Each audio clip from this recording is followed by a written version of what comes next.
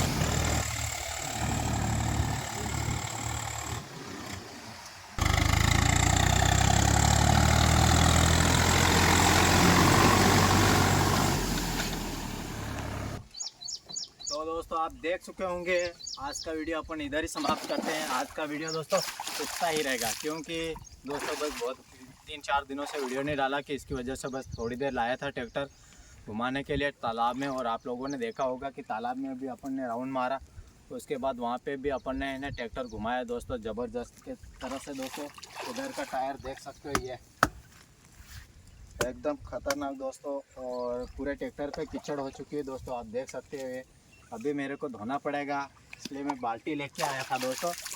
बस आज का वीडियो इधर ही समाप्त करते हैं दोस्तों। और आपको ये वीडियो पसंद आया होगा तो दोस्तों लाइक और शेयर और कमेंट ज़रूर करिए, और अपने भाई को सपोर्ट करिए दोस्तों।